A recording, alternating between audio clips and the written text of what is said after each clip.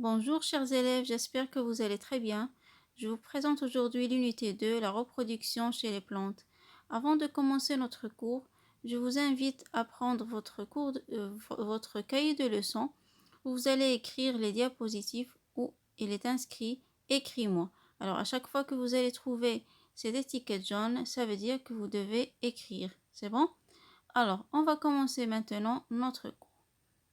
La reproduction chez les plantes. Pourquoi la reproduction chez les plantes? Déjà parce que les plantes sont la première source de la matière dans tout écosystème. Vous savez que tous les êtres vivants en sont dépendants, soit directement ou indirectement. Pourquoi? Parce que les plantes, ils dégagent l'O2, ils absorbent aussi le CO2. Donc la reproduction et la dispersion de ces plantes, elle est donc essentielle pour la survie de tous les êtres vivants. Cependant, il faut savoir donc quelles sont les voies de cette reproduction. Alors la reproduction, elle peut être sexuée ou asexuée. تولد جنسي أو لا جنسي. Quand est-ce qu'on dit que la reproduction est sexuée? La reproduction est sexuée lorsqu'elle nécessite l'intervention des organes mâles et des organes femelles, la production des gamètes mâles et femelles et la fécondation par la suite. Alors, متى نقول أن التولد هو تولد جنسي؟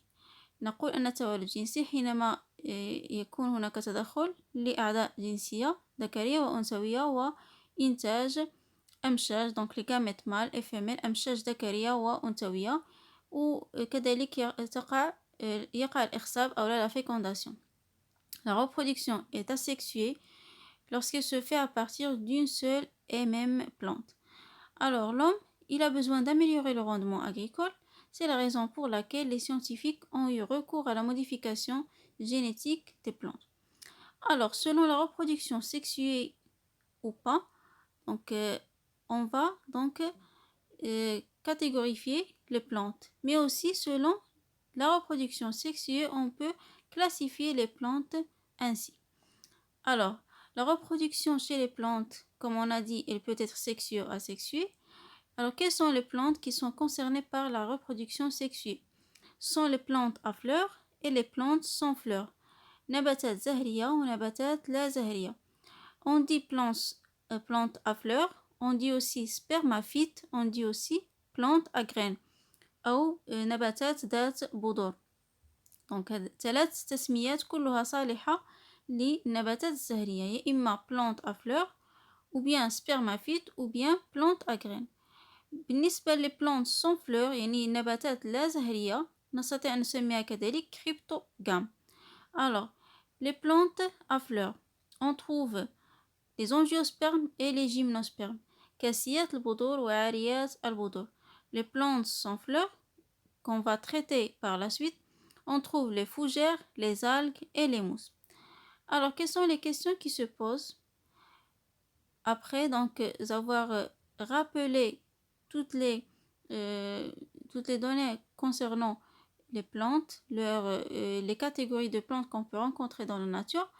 Alors, aussi on a donc vu un petit peu la différence entre la reproduction sexuée et asexuée.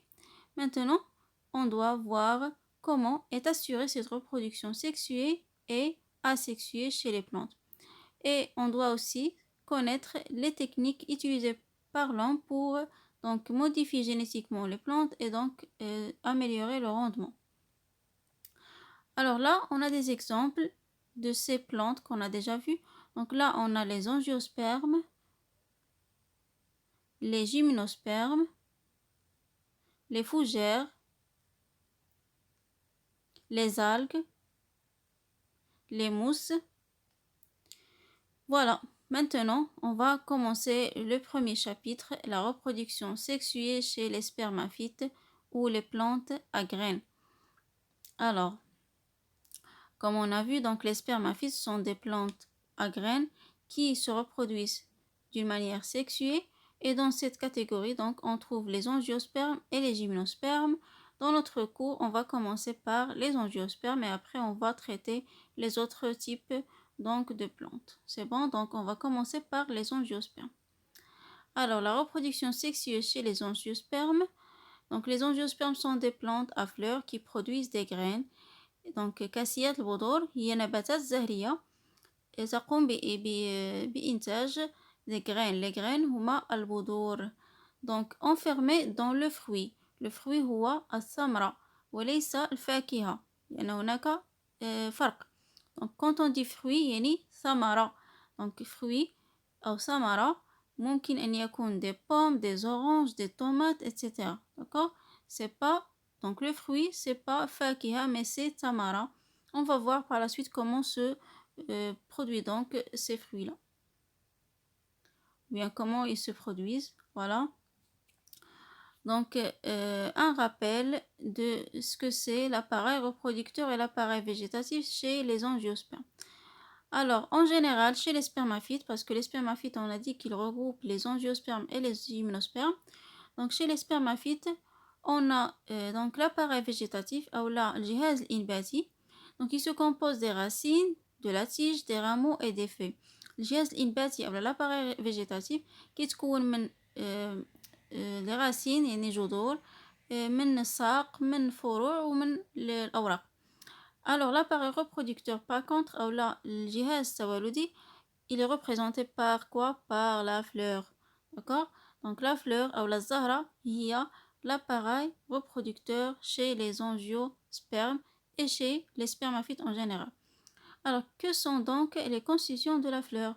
Si nous savons maintenant que l'appareil reproducteur chez les angiospermes, c'est la fleur, alors on a intérêt à savoir quelles sont les constitutions de cette fleur. Alors, pour ce faire, on doit faire l'observation et la dissection d'une fleur. Donc, dans notre cas, on a choisi l'hibiscus, mais on va voir ça dans la salle de cours. Et on va aussi voir sur une vidéo que je vais vous préparer, donc, et je vais vous transmettre par la suite. D'accord? Alors, pour l'instant, on va se contenter de voir quelques exemples.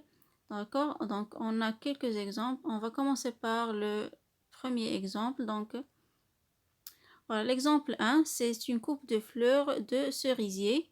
يعني حبات الكرز. Donc, هادو زهرة نبات الكرز. Alors, là, on voit donc les différentes parties de cette fleur.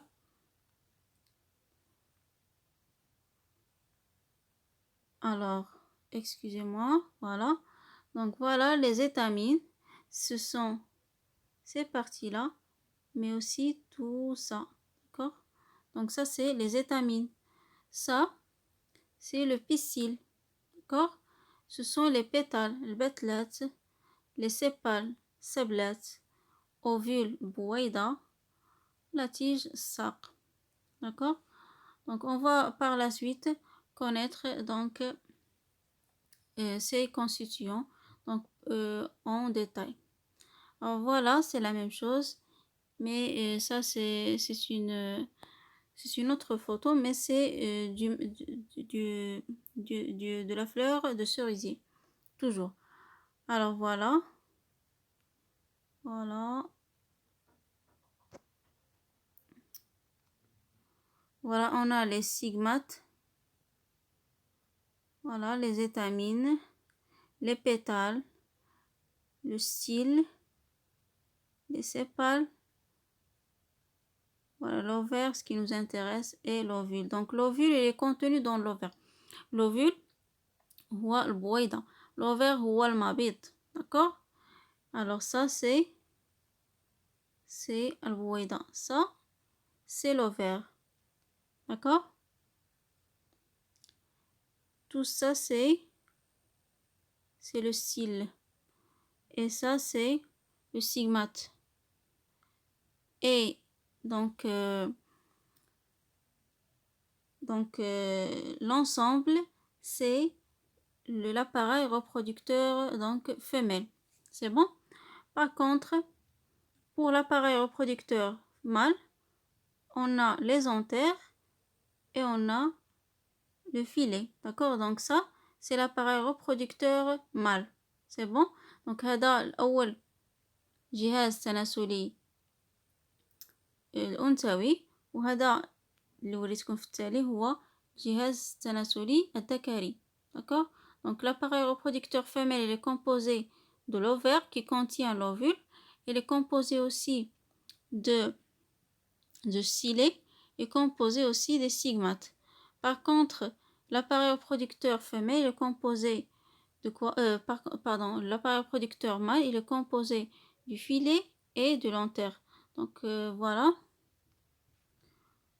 On passe à un autre exemple. Voilà. Alors voilà, ça c'est encore plus lisible. Donc voilà, l'appareil reproducteur femelle, c'est le pistil.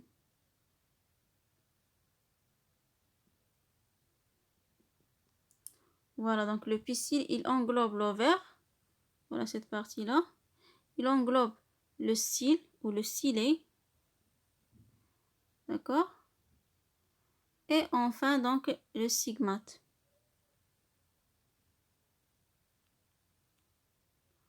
Alors, pour l'appareil reproducteur femelle, il englobe donc l'antère.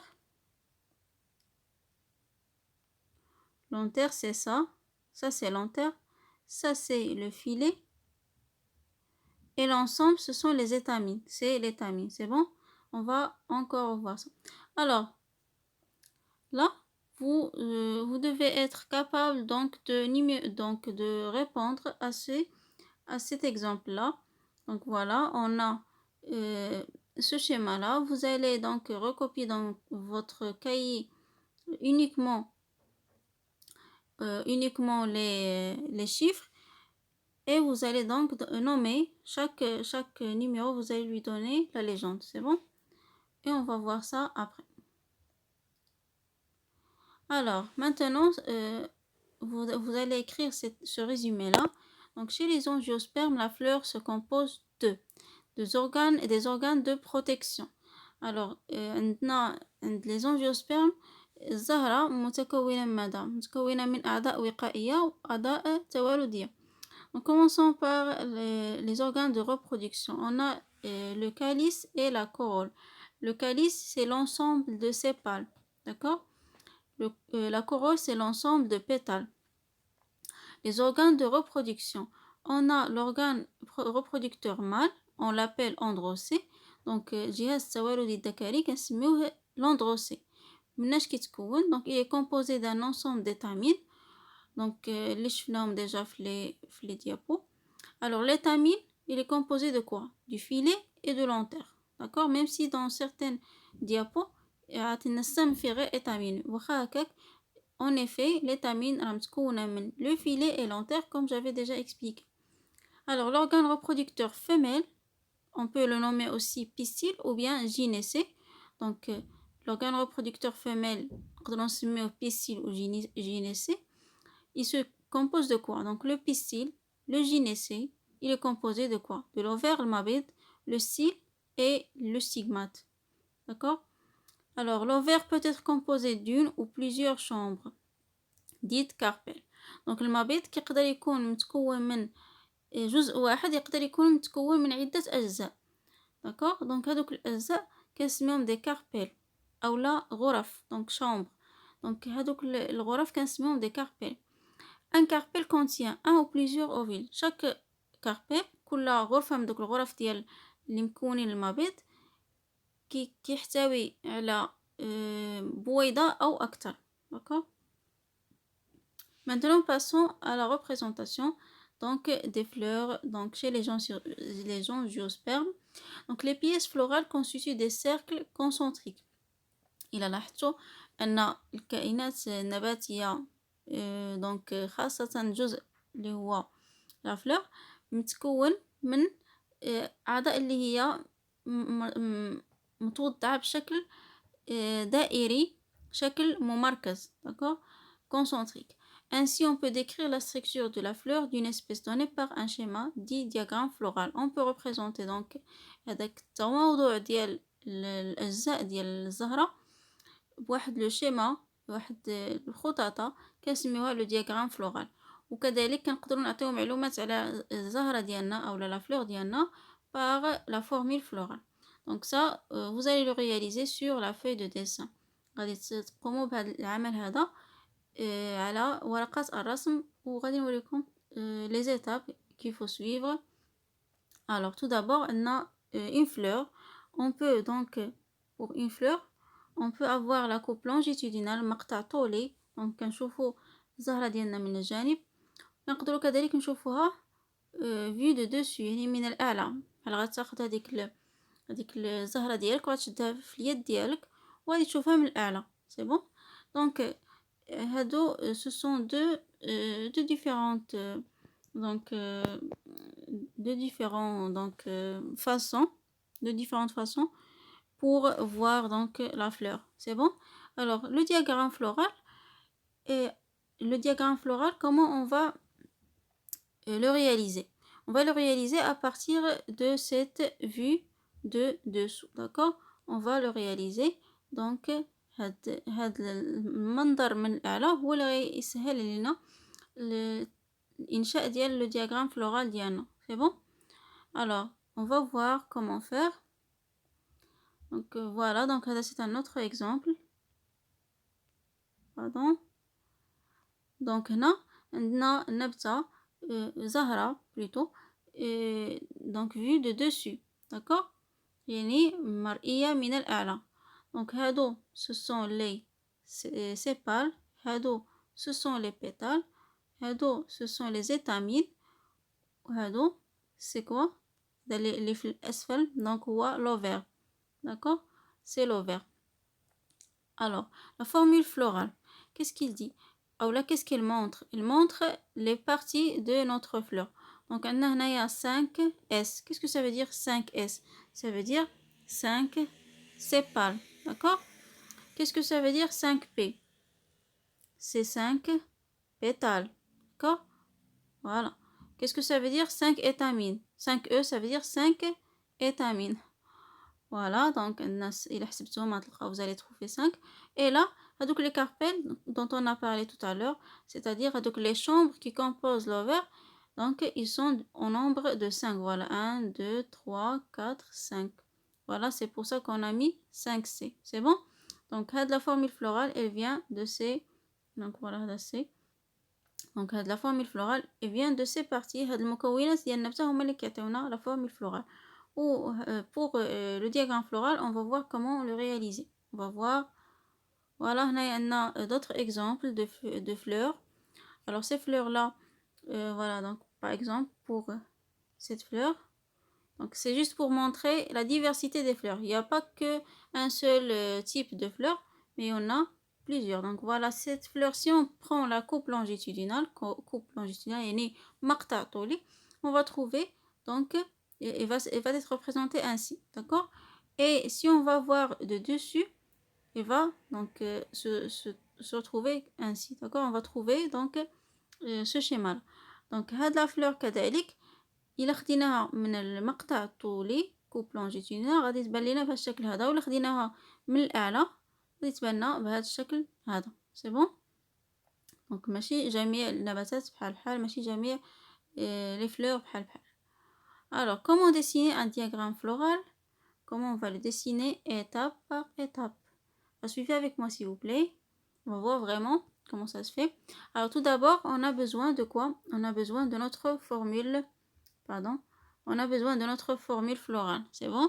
On va commencer par le traçage des cercles concentriques au crayon. les cercles هاد الدوائر concentriques يعني وحدة في قلب الأخرى. C'est bon? Oh non, ça c'était juste une erreur. Voilà. Alors, maintenant on va commencer par le dessin de la première partie. Dans notre cas, c'est le calice. Donc le calice, comme vous pouvez remarquer ici, donc on a combien de sépales? On en a 5. D'accord? Donc on va montrer ici 5. Voilà, on les a dessinés 5 sépales. C'est bon? Ensuite, on va passer aux pétales. Combien on a de pétales? On a 5 pétales. Donc voilà, on va dessiner ces pétales-là au nombre de 5. C'est bon? Après, donc sur la troisième Donc, sur le troisième cercle, on va représenter nos étamines. Là, on a combien d'étamines? On a 5 étamines aussi, d'accord? C'est pour ça qu'on a représenté, voilà, de cette façon. Donc, voilà, ça c'est juste un problème. Je ne sais pas pourquoi, mais pour vous, vous allez le dessiner donc complètement. Alors ensuite, donc ça, ce qu'on vient de, avant d'aller à la diapo suivante, ce qu'on vient de dessiner, ça c'est l'androcée. Voilà. Maintenant, on va dessiner donc le gynécée. Le gynécée, voilà, on a deux carpelles. Donc là, on a deux C. Donc on a deux carpelles.